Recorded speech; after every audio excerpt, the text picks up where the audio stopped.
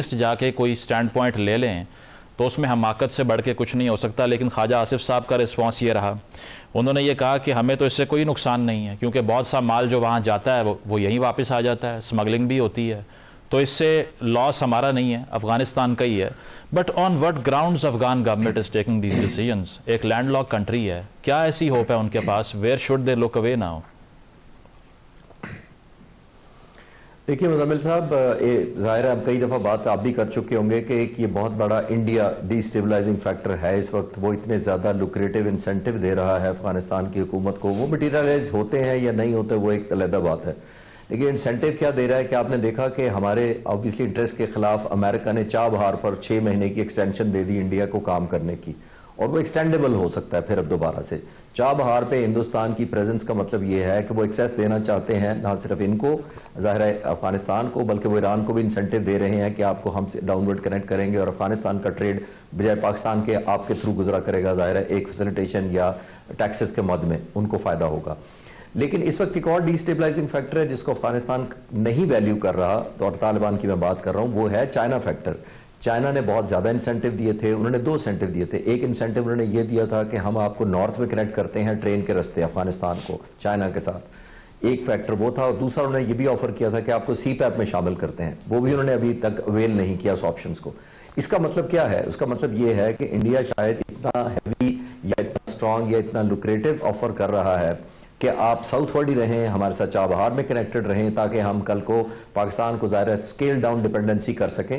तो ये सारा मिला के इस वक्त इंडियन फैक्टर बहुत ज़्यादा है। अदरवाइज चाइना के पास ना सिर्फ इन्फ्लुएंस ज़्यादा है, उनकी इकॉनमी स्ट्रांग है, उनका ट्रेड ज़्यादा है, वो कहीं ज़्यादा इकोनॉमिकल सप्लाई कर सकते हैं इनको गुड्स की, लेकिन उसके बावजूद उनका ना एक्सेप्ट करना ये ज़ाहिर करता है मेरी नज़र में कि इंडिया का बहुत ज़्यादा इन्फ्लुएंस है और शायद इसीलिए वो फिर इंक्लिनेशन हिंदुस्तान की तरफ ज़्यादा रखता है। तो खालिद साहब, इंडिया की जो पॉलिसी शिफ्ट है, इंडिया की जो पॉलिसी शिफ्ट है उसकी फिर बेसिस पाकिस्तान को ही डैमेज इन्फ्लिक्ट करना है, क्योंकि हिस्टोरिकली जब भी वहाँ पर जो पपेट गवर्नमेंट्स आती थी अफगानिस्तान में, India used to engage with them. Even Afghan Taliban के टेक ओवर के बाद भी इन्होंने डिप्लोमेटिक रिलेशंस बंद कर दिए अपने। अब आकर आपको लगता है कि ये बहुत बड़ा कॉम्प्रोमाइज़ है, जिस तरह हिंदुस्तान पर भी तनकीद हुई जब वहाँ पर तालिबान के एनवॉयस को बुलाया गया और उन्होंने ये कहा कि ख़वातीन कॉन्फ्रेंस रूम में नहीं बैठेंगी, ये तक मान लिया एक डेमोक्रेटिक स्टेट जो कि क्लेम करती है इंक्लूसिव है हिंदुस्तान की तरह की। ये कॉम्प्रोमाइज़ सिर्फ पाकिस्तान की वजह से हुआ है या उन्होंने डॉक्ट्रिन चेंज कर लिया अपना? नहीं, सिर्फ ये वही हुआ है कि मेरा दुश्मन का दुश्मन मेरा दोस्त है, सिर्फ ये पॉलिसी है। आज मैं साबित कर देता हूं अपने पॉइंट ऑफ व्यू से कि मैं क्यों कह रहा हूं ये। वो इसलिए कि देखिए एयर इंडिया का हाईजैक हुआ जहाज, इंडिया ने कहा तालिबान ने अगवा किया है, हम बदला लेंगे या साफ करेंगे, कुछ नहीं हुआ। अब ये करना था उन्होंने सो कॉल्ड। उनका एक जर्नलिस्ट दानिश सिद्दीकी मर्डर हुआ, उन्होंने कहा तालिबान ने किया है। उनकी एम्बेसी में धमाका हुआ काबुल में, उन्होंने कहा तालिबान ने किया है।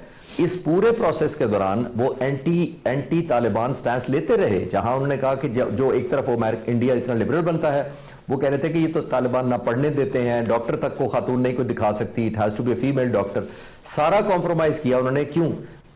उससे भी बढ़कर नॉर्दर्न अलायंस को सपोर्ट कर रहे थे, अहमद शाह मसूद के बेटे अहमद मसूद को वो सपोर्ट कर रहे थे। उसके बावजूद आपने नोट किया होगा कि उन्होंने कॉम्प्रोमाइज किया, यूटर्न लिया, सारे प्रिंसिपल अपनी साइड पर रखे, क्योंकि उनको जरूरत पड़ गई तो इनके लिए पैकेज अनाउंसमेंट शुरू कर दी और सारे अपने स्टैंड को कॉम्प्रोमाइज कर दिया या बाहर फेंक दिया रद्दी की टोकरी की तरह। मैं ये अर्ज करना चाह रहा हूं कि उनका सिर्फ एक है कि the enemy of my enemy is my friend, वही एक फार्मूला नजर आता है और कुछ नहीं। ठीक है, मतलब ये एनसर्कल करने की एक एफर्ट है। इस पे अली सरवर साहब, हमने रीजनल पार्टनरशिप की अगर हम बात करें तो बेसिकली हमारे तो मुज़ाकरात हो गए, लेकिन Russia being the only state जो रिकग्नाइज़ करता है अफ़गान तालिबान की हुकूमत को, अब उन्होंने ऑफ़र किया है कि जो कशीदगी है, पाक अफ़गान कशीदगी, इसमें हम रोल प्ले करने के लिए तैयार हैं, सालसी के लिए तैयार हैं। ये भी कहा उन्होंने कि पूरी दुनिया के लिए ये एक तशवीशनाक सूरत हाल है if Pakistan and Afghanistan goes to war.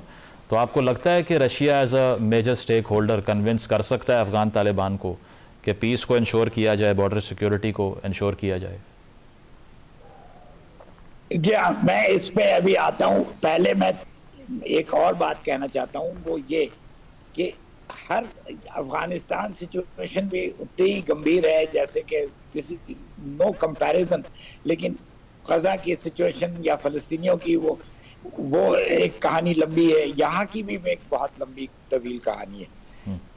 مگر اس میں 3 نئے عنصر ہیں, 3 نیو ایلیمنٹس. ایک کہ ہم نے اس مرتبہ طالبان کو ریکگنائز نہیں کیا ہے. ہم نے 94 میں فوراً we were one of the first countries, probably the first country to recognize the Taliban regime. اچھا, دوسرے اب ہم علاقائی اپروچ ہم نے اختیار کیا ہے, جس میں ترکی, قطر اور پیچھے اس کے سعودی عرب, چین, یہ سب انوالوڈ ہیں. ایک ٹرائی پارٹائٹ چین کے ساتھ ہماری پاکستان, افغانستان, چائنا کی ٹاکس بھی ہوئی ہیں. اور تیسرا ایلیمنٹ یہ ہے کہ ہم سختی سے پیش آ رہے ہیں.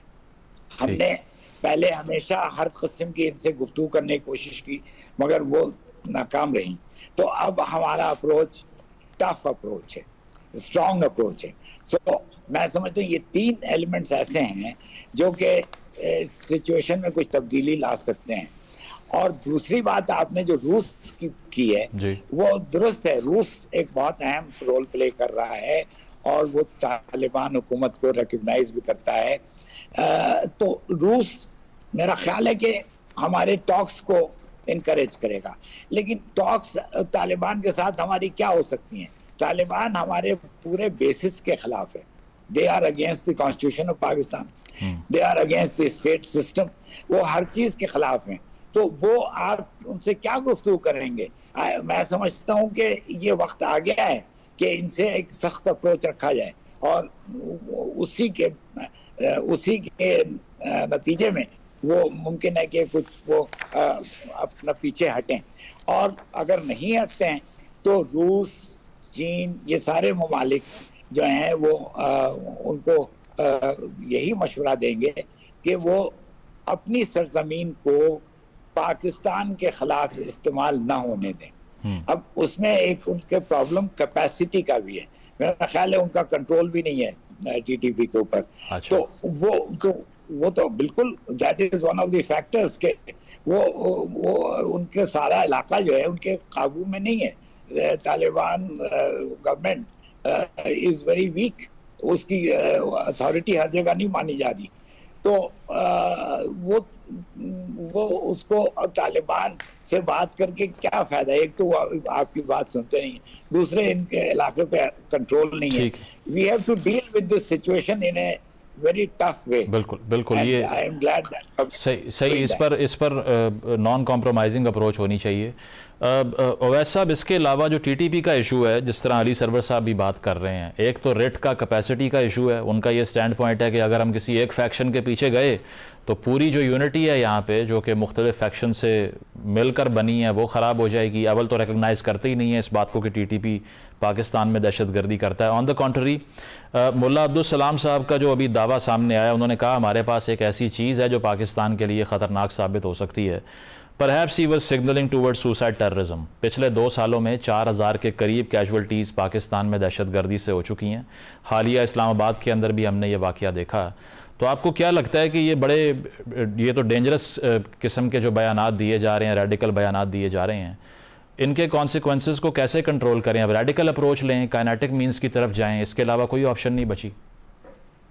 دیکھیں, جو آپ نے رشیا کا ذکر کیا تھا, میخائیل گورباچوف نے کہا تھا کہ Afghanistan is like a bleeding wound اور it will bleed all along. تو وہ ہم دیکھ رہے ہیں کہ افغانستان کے اندر جو ہے 4 دہائیوں سے تو پاکستان جو ہے وہ وہاں پہ جنگیں لڑی ہیں, امریکہ کی 2 جنگیں لڑی ہیں, رشیا کے خلاف جنگ لڑی ہے. یہ جو پاکستان نے 2021 میں جو جب کابل پہ ٹیک اوور ہوا طالبان کا, تو شاید مس ریڈ کیا, اور اس وقت عمران خان صاحب کی حکومت تھی اور جنرل فیاض حمید وہاں پہ گئے تھے اور نیگوشیشن کر رہے تھے, جرگاز بھیج جا رہے تھے.